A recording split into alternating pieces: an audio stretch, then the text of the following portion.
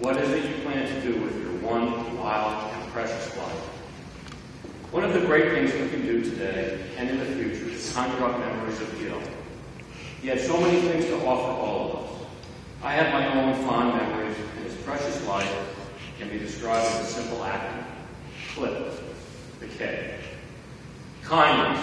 As Howard observed, his life revolved around family.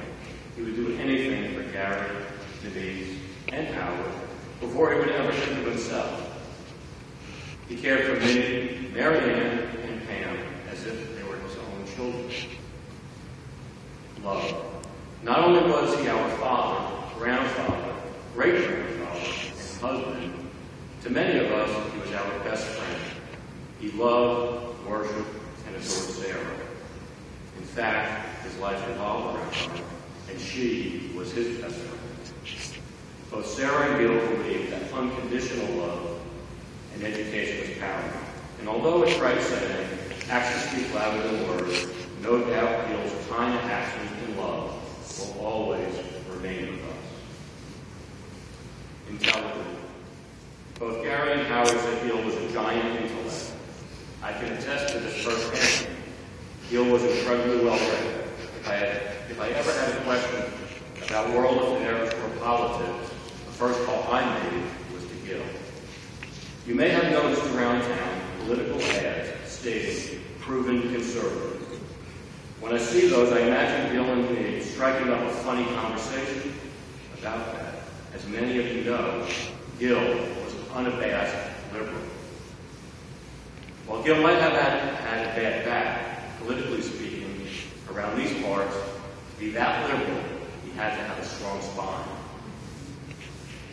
Private. Gil was a private man, some might call him a loner. But the entire family have funny memories of him sitting in his car by himself at Battery Park, chomping on a Chick-fil-A sandwich or other fast food delicacy. In fact, Josh and Alyssa are looking into having a plaque placed in large Battery Park in Gil's name.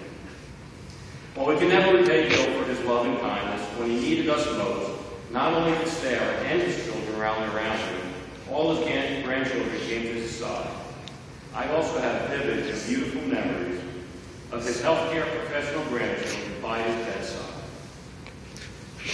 One day I walked into his room and observed Nessa lovingly holding his hand, and Dr. Jonathan tightly and securely holding him in his arms. While this is a time of sadness, please, as you talk to Sarah and other family members, you would do great honor to Gil reminiscing about one of your memories of Gil. What is it you plan to do with your one wild and precious life? I'm not sure about Gil's wild side, but he was precious to all of us. Gil, we love you dearly.